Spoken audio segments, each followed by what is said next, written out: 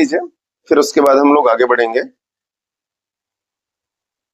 देखिए, सबसे पहले ये जान लीजिए, ऑस्ट्रेलिया के भूवैज्ञानिक जो थे, एडवर्ड सुएस नाम था उनका, यहाँ सुएस लिखा हुआ है, एडवर्ड सुएस नाम था उनका, ठीक है, के द्वारा पृथ्वी की आंतरिक संरचना का सर्वप्रथम जो है सही से वर्णन किया गया। ठीक है, ये क्वेश्चन आपको याद रखना है कि पृथ्वी के आंतरिक संरचना का सबसे पहले वर्णन किसने किया अच्छे से, तो वो एडवर्ड सुएस है, इन्हीं को याद रखना है, ठीक है ना, इनको याद रखिएगा। और यही बताया था कि ये 3 भाग में बटा हुआ है, कितने भाग में, 3 भाग में बटा हुआ था, तो इस तरह से उन्होंने इसको अलग अलग डिफाइन किया है, ठीक है ना, तो ये बात ध्यान रखिएगा। आगे बढ़ते हैं हम लोग दूसरे टॉपिक पे, क्या क्या है यहाँ पे उसको देखते हैं। सबसे पहले क्रस्ट की बात करते हैं, तो क्रस्ट को हम लोग जानते हैं कि क्या बोलते हैं, सियाल बोलते हैं, क्या बोलते हैं, सियाल। सियाल इसलिए इसको बोलते हैं कि सिलिकॉन और एल्युमिनियम के इसमें बहुलता होती है। प्लस इसमें एक बात और याद रखना है आपको, अगर आपसे पूछ ले कि क्रस्ट में सबसे अधिक कौन सा तत्व पाया जाता है, क्रस्ट में या भू प्रॉपर्टी में सबसे अधिक तत्वों की बात कर ले, किसकी बात कर ले, तत्वों की बात कर ले कि सबसे अधिक कौन सा तत्व पाया जाता है, तो वो होगा आपका क्या, ऑक्सीजन। क्या होगा, ऑक्सीजन सबसे अधिक पाया जाता है, 46% अकेले, 46%, हाँ 46.6% अगर आपको कहे तो वो सही आंसर होगा आपका। इतना परसेंट जो है आपका क्रस्ट में ऑक्सीजन पाया जाता है। इसके बाद अगर कोई चीज पाया जाता है तो वो देखिए अधातु होगा, क्या होगा, अधातु।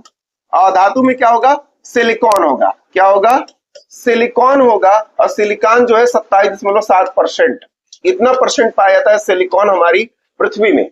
इसके बाद अगर आपसे धातु पूछ लिया जाए कि धातु सबसे अधिक कौन सी पाई जाती है, तो वो पाई जाएगी एल्यूमिनियम, क्या पाई जाएगी, एल्यूमिनियम।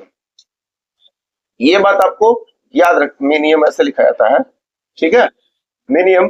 ये हो जाएगा आपका कितना परसेंट, 8.1%, 8.1%। आपको ये तीनों फैक्ट याद रखना है, ठीक है ना। क्या क्या याद रखना है, तत्व कौन सा सबसे अधिक पाया जाता है, अधातु सबसे अधिक कौन पाया जाता है, और धातु सबसे अधिक कौन सा पाया जाता है, और कितना परसेंट, ये बात आपको ध्यान रखना है। ओके, सबसे ज्यादा इन्हीं की बहुलता है इसमें। लोहे की बात करेंगे तो लोहा बहुत कम पाया जाता है इसमें, लोहा 5.5% बस, लोहा 5.5% अपने क्रस्ट में पाया जाता है। ये बात याद रहेगा सभी को। चलिए आगे बढ़ते हम लोग। देखिए, मोटाई जो होती है सबसे अधिक जो है वो महाद्वीपों में पाई जाती है, और महासागरों में इसकी मोटाई 5 किलोमीटर ही पाई जाती है। महाद्वीपों में 30 किलोमीटर और महासागरों में 5 किलोमीटर मोटा है अपना ये पृथ्वी, ठीक है। और दूसरी बात, ये चीज पर्वतीय क्षेत्रों में अलग हो जाता है, 50 से 70 से 100 किलोमीटर भी हो सकता है, ठीक है ना, मोटाई पर्वतीय क्षेत्रों में।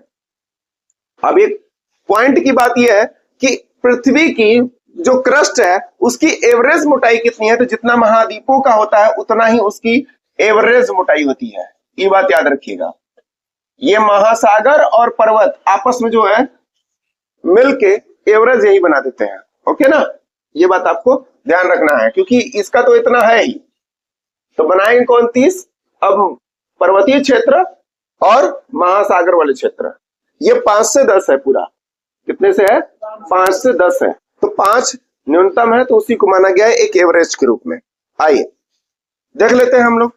भारी चट्टानों से निर्मित होता है महाद्वीप, किससे निर्मित होता है, भारी चट्टानों से। घनत्व की बात करेंगे 3 ग्राम पर सेमी क्यूब, 3 ग्राम पर सेमी क्यूब। देखिए ये एवरेज डेंसिटी है, ठीक है ना। अगर रियल डेंसिटी बताया जाए कि रियल डेंसिटी इसका एक मानक है, ये पॉइंट ना यूज करने के लिए, तो 2.7 से 2.9 तक, ठीक है। ये भी हो सकता है आपका 2.5 से 2.7 भी हो सकता है आपका, लेकिन ज्यादा आपको उत्तर इस पे फोकस करना है, ठीक है ना। जिसको हम लोग क्या बोल रहे हैं, 3 ग्राम, क्या बोल रहे हैं, 3 ग्राम। तो अब इसके आसपास है तो 3 ग्राम तो उसे मानना ही पड़ेगा, ठीक है ना, उसको मानना पड़ेगा। जबकि समस्त पृथ्वी का देखिए वो डेंसिटी कितना है, 5.5 ग्राम पर सेमी क्यूब, इतना ये समस्त पृथ्वी की डेंसिटी हो जाती है, ये बात आपको ध्यान रखना है। और महासागरों में जो बेसाल्ट चट्टानों से निर्मित है ये महासागर, बेसाल्ट चट्टान, बेसाल्ट चट्टानों में आयरन की मात्रा बहुत अधिक होती है, ठीक है ना। आइए, इसका घनत्व जो होता है वो 2.7 क्यूबिक सेमी क्यूब होता है। क्या होता है? 2.7 2.7 ग्राम सेमी क्यूब। ओके, हाँ, ये महासागरों के नीचे, कहां के नीचे? महासागरों के नीचे, ये बात हो जाएगी। और यहाँ भारी चट्टानों की बात होगी तो वो इतना हो जाएगी। इसीलिए टोटल जो एवरेज बनता है वो 2.7 से 2.9 बनता है। ओके ना, ये बात याद रखना है आपको। आगे आइए, बात करते हैं अगला मेंटल की।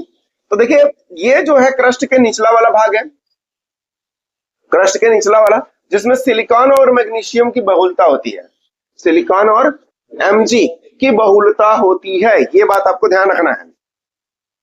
ऊपरी भाग देखिए, सबसे प्लस पॉइंट ये है कि इस वाली लाइन को क्या कहते हैं? तो उसको कहते हैं मोहो असांतत्य, ठीक है, या मोहो अंतराल कहते हैं। क्रस्ट और पृथ्वी के बीच का जो लाइन है उसको क्या कहते हैं? सॉरी, मेंटल और क्रस्ट के बीच मोहो अंतराल कहते हैं, मोहो अंतराल, ये बात, या मोहो असंबद्धता कहते हैं, या मोहो अशांत्य तंत्य कहते हैं, ठीक है ना, ये बात आपको याद रखना है। हाँ, अशांतत्य कहते हैं। ऊपरी भाग जो है दुर्बलता मंडल कहलाता है, जो कि 400 किलोमीटर तक होता है। मेंटल का ऊपरी भाग मतलब यहां से लेके यहां तक जो 400 किलोमीटर होगा, उसकी बात कर रहा है ये। क्लियर है? ये बात याद रखिए। मैग्मा इसका मुख्य स्रोत है। मैग्मा क्या है? मुख्य स्रोत। अब मैग्मा इसमें किस रूप में रहता है? देखिए, ये वो तीनों परत मान लीजिए है, ठीक है ना। 3 परत में ये कोर है, कौन सा है? कोर है। ये आपका मेंटल है, ये आपका क्रस्ट है, ध्यान समझिएगा। तो ये जो कोर है, कोर का आउटर कोर, कौन सा कोर? Outer core. इसे आउटर कोर, जो आउटर कोर है ये पूरा लिक्विड फॉर्म में है। किस फॉर्म में है? लिक्विड फॉर्म में है। मैं LF लिख दे रहा हूं शॉर्ट में, ठीक है। ये लिक्विड फॉर्म में है पूरी तरह से, और ये पूरी तरह से ठोस फॉर्म में है। जो निचला हिस्सा है किसमें है? ये ठोस है पूरी तरह से, और इसीलिए इसकी डेंसिटी जो है 13.5 ग्राम सेमी क्यूब है। कोर के यानी इनर कोर का डेंसिटी जो है वो 13.5 ग्राम सेमी क्यूब है, इनर कोर की डेंसिटी। जबकि यही बात करेंगे हम इसकी डेंसिटी तो 11.5 सेंटीमीटर क्यूब है। क्या है? Semi cube. इतना ग्राम, 11.5 ग्राम सेमी क्यूब हो जाएगा, ठीक है ना। किसका? आउटर कोर का। किसका? Outer core.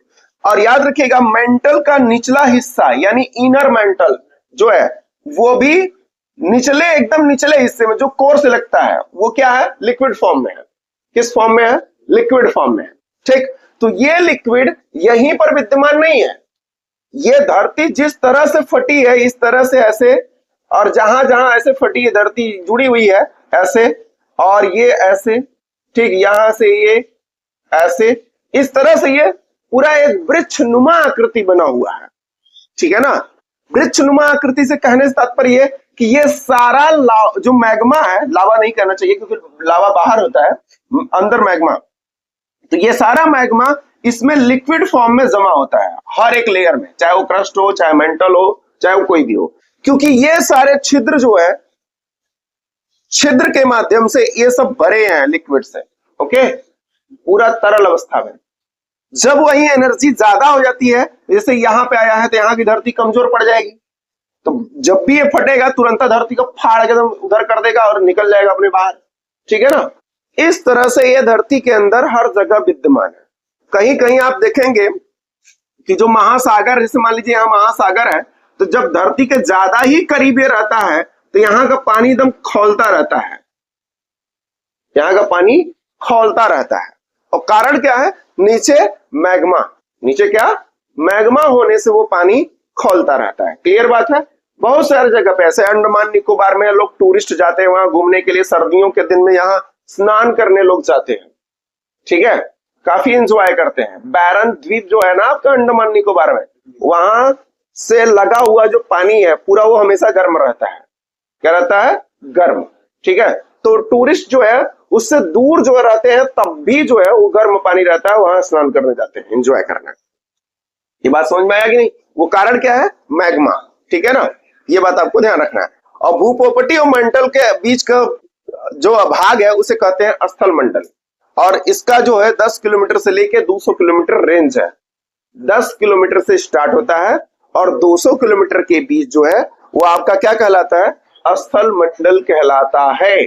ठीक है ना, ये बात आपको ध्यान रखना है। ये नहीं कि स्थल मंडल क्रस्ट को कहते हैं, ये कभी भूल के भी गलती मत करिएगा, दोनों का मिश्रण होता है वो। क्योंकि क्रस्ट में आप देखें 30 किलोमीटर होता है, कितना होता है? 30 किलोमीटर होता है। तो भैया 200 कहां से आ गया? ठीक है, दोनों को मिला के है ये। आइए आगे, नेक्स्ट हम लोगों का है क्रोड। ठीक है, भूकंपी तरंगों की गति, इसकी खोज से इसी की खोज हुई है। अब देखिए जो वेव्स है, तरंगे, भूकंपी तरंगे 3 प्रकार की होती हैं। ठीक है, 3 प्रकार की कौन कौन सी होती है? पी तरंगे, एस तरंगे और एल तरंगे। पी से तात्पर्य है प्राइमरी वेव्स। क्या है? प्राइमरी वेव्स, सेकेंडरी वेव्स और एल वेव्स। एल वेव्स का मतलब यह है एच डी लव्स वेव्स। ठीक है ना, H D loves, H D loves इसका नाम है, और वेव्स। ठीक है ना, ये बात आपको ध्यान रखनी है। क्लियर है? कोई डाउट? क्या सबसे खतरनाक यही है ना, प्राइमरी खतरनाक नहीं है, सबसे खतरनाक जो है एल वेव्स है। ये बात याद रखा सब जने। और एक प्रमुख कारण ये हो कि एक स्पीड सबसे कम होला। ठीक, इसकी स्पीड सबसे कम होती है। मैं एक उदाहरण के साथ प्रेजेंट करता हूं। जैसे कोई व्यक्ति आपको आए, झटके में छू के आपको चला जाए तो वो उतना असर नहीं करेगा, लेकिन आए वो पास खड़े होके आपको चाप के छुए तो आपको ज्यादा असर करेगा। ठीक है ना, और एक चीज और, जो बहुत तीव्र वेग से आता है, ठीक है ना, अब मैं इसका वेग भी बता दूं। 8 किमी पर सेकेंड, 4 किमी पर सेकेंड, इसका लगभग 2 से प्लस रहता है, 2 से प्लस, 2 से 3 किमी पर सेकेंड इनका स्पीड होता है। ठीक है ना, अब होता क्या, 8 किमी पर सेकेंड की स्पीड से कोई चीज आएगा तो इतना जल्दी निकल जाएगा ना, पता नहीं चलेगा वो। ठीक है, अगर मान लीजिए ये घर है, ये मकान है, इस मकान के ऊपर उसका लहर पड़ा, उस वेव्स का लहर पड़ा, लेकिन वो सट से निकल गया।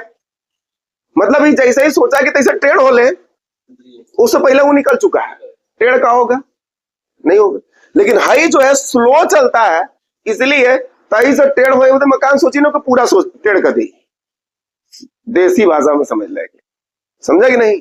इसलिए सबसे खतरनाक कौन सी वेब्स होती है? एल वेब्स होती है। ठीक है, डाउट हो तो चेक कर लीजिए आप लोग, कोई वो नहीं है। ठीक है ना, किसी चीज में अगर आपका डाउट है कि हमें इस चीज में डाउट है तो स्वतंत्र है आप भाई। ठीक है, अगर मुझसे हो सकता है गलती हो जाए, ठीक है, तो आप उस गलती को दूर कर सकते हैं, मेरी भी और अपनी भी। ठीक, तो ये बात आपको ध्यान रखनी है। ठीक ना, चेक कर लिए आप लोगों ने? क्या चेक किए? कुछ चेक किए आप लोग?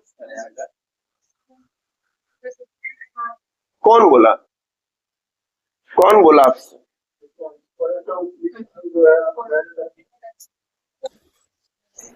आप लोग ऐसा है, सर्च कर लीजिए पहले, सर्च कर लीजिए, देख लीजिए पहले।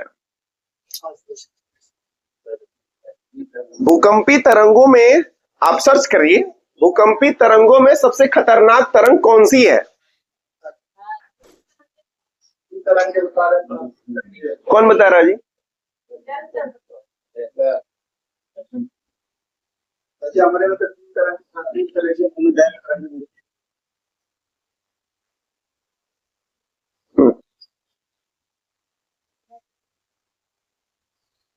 ये बाप रे, तुम क्या सर्च कर रहे हो यार? सबसे खतरनाक सर्च करने के लिए मैंने कहा, सबसे तेज नहीं कहा। सबसे तेज तो प्राइमरी वेब से ये है। तीसरा यार, सबसे खतरनाक की बात होगी तो सबसे खतरनाक याल वेब्स मानी जाती है। समझ में आया? सबसे तेज तो मैं खुद है कह रहा हूं कि प्राइमरी वेब्स है। इसका 3 नाम है क्या? सतही तरंग, हाँ बिल्कुल, रेले तरंग, हाँ। सबसे खतरनाक मैंने कहा खतरनाक होती है एलवेब्स, मैंने ये नहीं कहा कि सबसे तेज होती है वो। मैंने स्पीड आपको बताया, इससे आप तुलना नहीं कर सकते हैं। कर सकते हैं ना कि प्राइमरी वेव्स 8 किमी पर सेकेंड, सेकेंडरी 4, वो 2 से 3 बताया मैंने ना, उदाहरण के साथ बताया, फिर भी आप लोग कंफ्यूजन में है। ठीक है, अब कंफ्यूजन दूर हुआ सभी का? कोई डाउट नहीं ना? तो डाउट्स हमेशा क्लियर होना चाहिए। फास्टेस्ट की बात करेगा तो प्राइमरी वेव्स मार दीजिएगा आंख मूंद के, ठीक है ना, आंख मूंद के मार दीजिएगा। लेकिन आपसे पूछे सबसे खतरनाक, तो तीसरी है। कौन सी है? तीसरी। तीनों अवस्थाओं में ट्रेवल करने वाली वेव्स है वो, ठीक है ना। तीनों अवस्था से तात्पर्य क्या है? ठोस, द्रव, गैस, ठोस, द्रव, गैस, ठीक है ना। आइए यहां पे देखिए, वह कोड की बात करें, क्रोड की, तो यह तरल और आंतरिक कोड ठोस होता है, जैसा कि मैंने डिस्कस कर लिया इसको। घनत्व की बात करेंगे तो 13 ग्राम, यहाँ एप्रोक्स लिखा है। क्या लिखा है? एप्रोक्स लिखा है, ठीक है ना। जबकि ये कितना है? 13.5। कितना है? 13.5 रियल में। ओके, याद रखिएगा। निर्माण जो है निकल और फेरस से, यानी निकल और लोहे से इसका निर्माण हुआ है। तो ये बात कोई डाउट किसी को है किसी तरह का? नहीं ना। चलिए आगे बढ़ते हैं, आगे बढ़ते हैं हम लोग। देखिए यहां से कुछ पॉइंट देखिए, यहां पे कह रहा है पृथ्वी 7 प्रमुख प्लेटें और कई छोटी प्लेटों पर स्थित है, ठीक है, ये बात कहा गया है। अब ये बात कहा जा रहा है, तो क्या ये बात 7 प्लेटें वो कौन कौन सी हैं, इसको भी देख लेते हैं। प्रशांत प्लेट, उत्तरी अमेरिकी प्लेट, यूरेशियन प्लेट, अफ्रीकी plate, Antarctic plate, Indo Australian plate और दक्षिण अमेरिकी प्लेट। ये 7 वो प्लेटें हैं जिस पर पूरी दुनिया बसी हुई है, ठीक है ना। ये वही 7 प्लेटें हैं जिन पे पूरी दुनिया स्थित है। इन 7 प्लेटों के अलावा कुछ छोटी छोटी प्लेटें भी हैं, जैसे कि फिलीपीन प्लेट, कोकोज प्लेट और नस्का प्लेट, नासका प्लेट। ये आपका जो है कुछ प्रमुख छोटी हो जाएंगी, कुछ प्रमुख छोटी प्लेटें हो जाएंगी। अब इसका अर्थ क्या भी समझा देता हूं। प्लेट टेक्टोनिक के अनुसार, जैसे धरती का जो इधर से उधर फैलाव हो रहा है वो इसी की वजह से हो रहा है, ठीक है।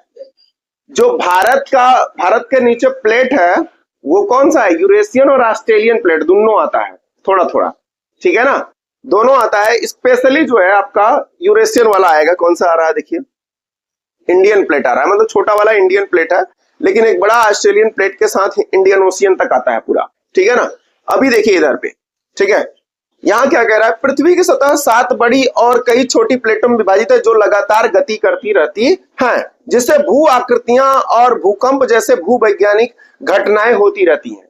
यानी भूकंप या कोई संतृति, यानी जैसे हिमालय की उत्पत्ति होना या किसी अन्य पर्वतों की उत्पत्ति होना, उसके लिए जिम्मेदार यही प्लेटें हैं। प्लेटों का खिसकना है, प्लेटों का खिसकना है। आपको याद हो या ना हो, पहले जो है ये हिमालय पर्वत यहां नहीं था, हिमालय पर्वत नहीं था। भारतीय जो प्रायद्वीप है अफ्रीका से अलग होकर यहां से अलग होकर आके यहां पे ऐसे टकराया है। जब यहां टकराया है तब जाके हिमालय की उत्पत्ति हुई है। पहले हिमालय पर्वत के स्थान पर क्या था? टेथिस सागर था। क्या था? टेथिस सागर हुआ करता था, याद है ये। टेथिस सागर के जगह पे आज क्या है? जहां कभी सोचिए गहराई हुआ करती थी, आज वहां पर इतनी ऊंचाई है कि दुनिया का सबसे ऊंचा स्थान है, दुनिया का सबसे ऊंचा स्थान है। यानी सबसे ऊंची चोटी माउंट एवरेस्ट जो है वो आपका नेपाल और तिब्बत में आता है। वो सबसे ऊंची चोटी 8,850 मीटर, बहुत सारी बुकों में 2 मीटर कम भी दिया रहता है, 48 दिया रहता है, ठीक है ना। तो रियल में उसका 85 है। रियल कितना है? 50 है, उसका 8,850 मीटर, यानी आपका लगभग 9 किलोमीटर ऊंचा आपका माउंट एवरेस्ट है। कितना ऊंचा? 9 किलोमीटर। ठीक है भाई। तो देखिए यही वो 7 प्लेटें हैं, ठीक है ना, जिन पर पूरी दुनिया बसी हुई। पूरी दुनिया के साथ साथ पूरे के पूरे महासागर भी इसी के अंतर्गत आते हैं। ठीक है, ये बात याद रखिएगा। अंटार्कटिक प्लेट ये हो जाएगा आपका, ठीक है। कौन? अंटार्कटिक नहीं, ये सबसे बड़ा है, यूरेशियन प्लेट। ठीक है ना, यूरेशियन प्लेट है, फिर नॉर्थ अमेरिकन प्लेट है, ऐसे फिर अफ्रीकन प्लेट है, ये सब बड़े बड़े प्लेट है। ठीक है ना, 7 बड़े बड़े ऐसे ही हैं, 1 2 3 4 5, फिलीपीन प्लेट तो नहीं था ना उसमें, 6, और एक है पैसिफिक प्लेट, 7 यही 7 प्लेटें हैं जो बड़े वाले प्लेटें हैं। ठीक है ना, जिन पर पूरी दुनिया बसी हुई है। ठीक है ना, और ये इन्हीं के कारण कोई भी जमीन, जैसे अफ्रीका महाद्वीप देखेंगे 2 हिस्सों में टूट रहा है, 2 हिस्सों में टूट रहा है, तो वो कारण क्या है? प्लेट विवर्तनिक सिद्धांत। कारण क्या है? प्लेटों का खिसकना, प्लेटों का खिसकना। अगर वो खिसकते नहीं तो वो अलग नहीं होता। मैंने बताया जस्ट अभी ना, भारत का प्रायद्वीपीय जो क्षेत्र है वो अफ्रीका महाद्वीप से अलग हुआ है। किससे अलग हुआ है? अफ्रीका। हाई देख रहे हैं अफ्रीका का मेडागास्कर, ये उससे दिन प्रतिदिन दूर होता जा रहा है। ठीक, हाँ, ये भी टूट रहा है बीच से, ये भी बीच से टूट रहा है, लेकिन उससे ये बहुत करीब था। ठीक है ना, लेकिन अब धीरे धीरे टूट के ये क्या हो रहा है? मोजाम्बिक के पास है। किसके पास है? मोजाम्बिक और मेडागास्कर। ठीक है, मोजाम्बिक चैनल है यहाँ। ठीक है ना, याद रखिएगा इसको। तो ये टॉपिक यही तक था, आगे इसको हम लोग देखेंगे बाद में।